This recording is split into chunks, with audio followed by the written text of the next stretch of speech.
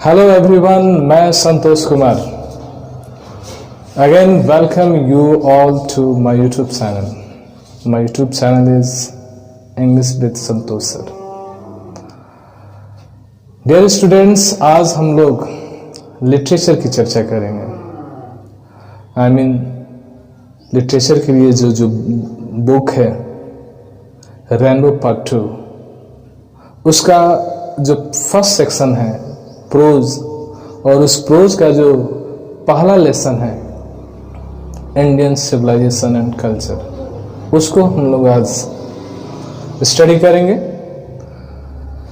Indian civilisation and culture ये एक निबंध है जो महात्मा गांधी के द्वारा लिखा गया है और हम लोग को इसे अच्छी तरह से पढ़ना चाहिए। वो हर एक लाइन आप जानने की कोशिश करेंगे कि लेखक की भाव क्या है, उनका कहने का तात्पर्य क्या है, क्यों हमारी सभ्यता पश्चिमी सभ्यता से सुपीरियर है।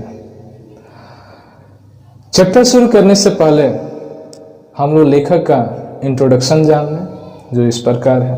Let's see. Indian civilisation and culture, भारतीय सभ्यता और संस्कृति, which has been written by Mahatma Gandhi, जो महात्मा गांधी के द्वारा लिखा गया है। लेखक का इंट्रोडक्शन है Mohandas Karamchand Gandhi. He was born in 1869। इनका जन्म 1869 ईस्वी में हुआ था। And you have to remember this point for objective questions. इन ऑब्जेक्टिव क्वेश्चन के लिए ये जो ईयर है हमें याद रखना है। लेखक के इंट्रोडक्शन से भी क्वेश्चन पूछे जाते हैं, जिसमें उनका लाइफ स्पेन के बारे में क्वेश्चन रहता है। ही डाइड इन 1948 और इनकी मृत्यु 1948 ईस्वी में हुई। And you have to also remember this year.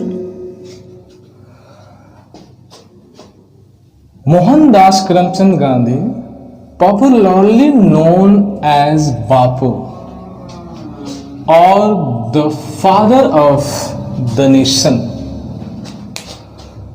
popularly known as Bapu or the father of the nation। इन महात्मा गांधी जो प्रसिद्ध है, विख्यात है, बापू के रूप में, एज के रूप में, और या the father of the nation, राष्ट्रपिता के रूप में। यानी महात्मा गांधी आज इन दोनों नाम से जाने जाते हैं, बापू के नाम से भी और राष्ट्रपिता के भी नाम से। Was more a spiritual leader than a politician. Spiritual means आध्यात्मिक, पॉलिटिशियन मीन्स राजनीतिज्ञ। महात्मा गांधी राजनीतिज्ञ की अपेक्षा, दैन प्रीपोजिशन की अपेक्षा की तुलना में से, महात्मा गांधी एक राजनीतिज्ञ की अपेक्षा वो ज्यादा आध्यात्मिक नेता थे, स्पिरिचुअल लीडर थे। This line is very important. He was a spiritual leader. He successfully used truth and non-violence as the chief weapons against the British rule in India। He successfully, उन्होंने सफलतापूर्वक used, प्रयोग किया। This line is also very important to remember। He successfully used, उन्होंने सफलतापूर्वक प्रयोग किया। क्या प्रयोग की जानना जरूरी है। ट्रूथ, सच्चाई, एंड नॉन वायलेंस, और अहिंसा। उन्होंने सफलतापूर्वक सच्चाई और अहिंसा का प्रयोग किए as the chief weapons. Weapons का मतलब होता है हथियार, औजार। मुख्य औजार के रूप में, चीफ का मतलब मुख्य रूप में महात्मा गांधी ने क्या प्रयोग किया। Truth and non violence against the British rule in India. Bharat में अंग्रेजों के खिलाफ, यानी भावार्थ ये आ रहा है, इसका मीनिंग ये आ रहा है कि अंग्रेजों के खिलाफ अगर उन्होंने जो हथियार बनाया था वो हथियार क्या था? Truth and non violence. और इसके द्वारा and helped India gain independence, और फिर उन्होंने भारत की मदद की। गेन का मतलब होता है प्राप्त करना। फिर उन्होंने भारत की मदद की गेन इंडिपेंडेंस, आजादी दिलाने में, यानी आजादी दिलाने के लिए उन्होंने काफी भारत की मदद की। और उस कार्य के लिए उनका जो हथियार था वो था truth and non violence. From 1915 till 1948, from से टिल तक, यानी 1915 ईस्वी से लेकर 1948 ईस्वी तक he completely dominated Indian politics, completely, पूरी तरह से dominate का मतलब होता है शासन करना, राज करना, अपना दबदबा बनाए रखना। 1915 ईस्वी से लेकर 1948 ईस्वी तक ही कंप्लीटली, उन्होंने पूरी तरह से डोमिनेटेड इंडियन पॉलिटिक्स, भारतीय राजनीति पर अपना दबदबा बनाए रखे, यानी अपना राज कायम रखे। He died at the hand of a fanatic. Yeah, fanatic means जिद्दी व्यक्ति, हठधर्मी। He died, उनकी मृत्यु हो गई at the hand of a fanatic, एक जिद्दी व्यक्ति के हाथों के द्वारा on 30 जनवरी 1948, 30 जनवरी 1948 ईस्वी को।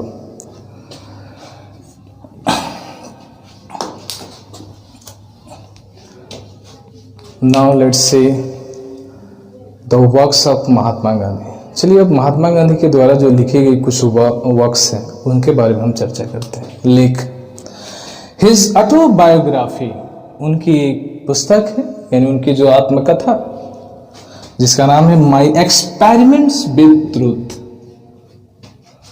यानी उनकी जो आत्मकथा है my experiments with truth and the numerous articles, और न्यूमरस अनेक, अनगिनत, आर्टिकल्स लेख, और वो अनेक जो लेख दैट ही रोड, जो उन्होंने लिखा है फॉर यंग इंडिया, यानी फॉर यंग इंडिया के लिए उन्होंने अनेक आर्टिकल्स लिखे हैं। And the speeches that he delivered on different occasions, यानी भाषण जिसे उन्होंने अलग अलग अवसरों पर दिया था। रिवील हिम नॉट ओनली, जो उन्हें प्रकट करता है, उन्हें प्रस्तुत करता है, न केवल as an original thinker but also as a great master of chaste idiomatic English। यहां कहने का मतलब है कि महात्मा गांधी का जो लेख है, यानी उनकी जो आत्मकथा है, उनके द्वारा लिखे गए जो आर्टिकल्स है, उनके द्वारा दी गई जो स्पीच है, ये सारे जो है न केवल उन्हें एक वास्तविक थिंकर के रूप में रिवील करता है,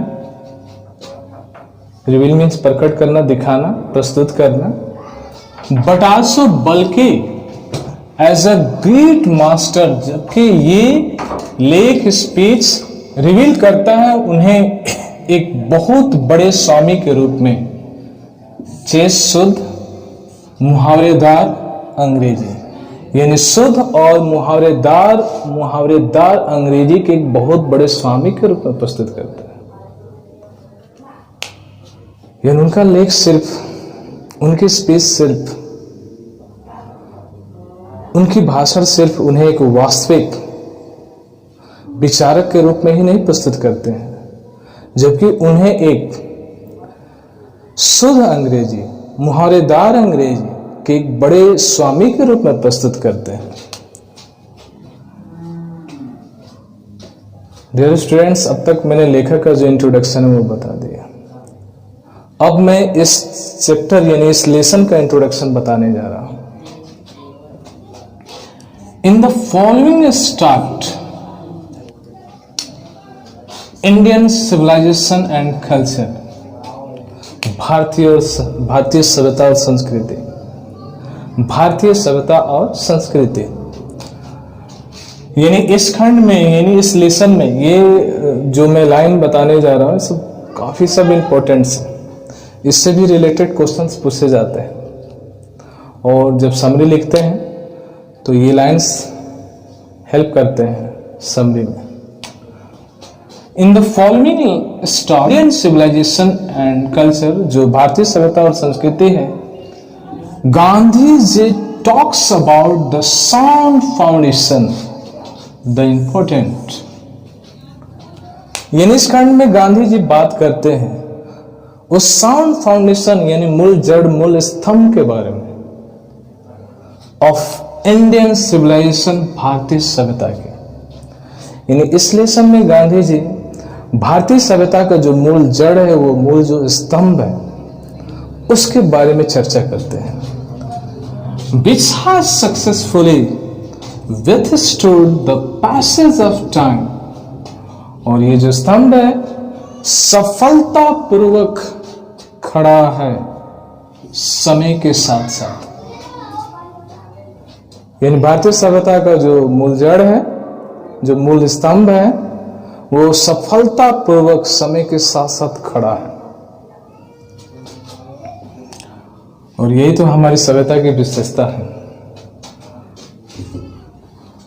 द वेस्टर्न सिविलाइजेशन, अब हम बात करते पश्चिमी सभ्यता की।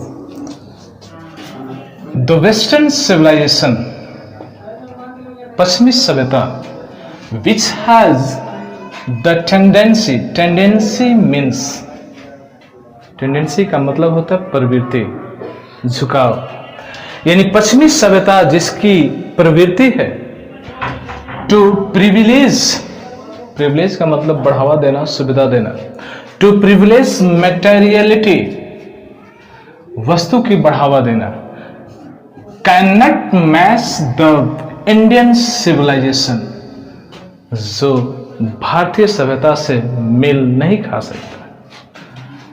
That elevates the moral being, क्योंकि भारतीय सभ्यता जो एलिवेट्स का भी मतलब बढ़ावा देना, जो भारतीय सभ्यता है वो नैतिकता को बढ़ावा देता है, जबकि जो पश्चिमी सभ्यता है वो वास्तविक की बढ़ावा देता है, इसलिए वो भारतीय सभ्यता से मेल नहीं खा सकता है। और डियर स्टूडेंट्स, मैं चाहता हूं कि आप सभी लोग मेरे चैनल को लाइक और सब्सक्राइब करें ताकि मैं अधिक से अधिक बच्चों तक पहुंच सकूं और मैं उनके लिए कुछ अच्छा कर सकूं।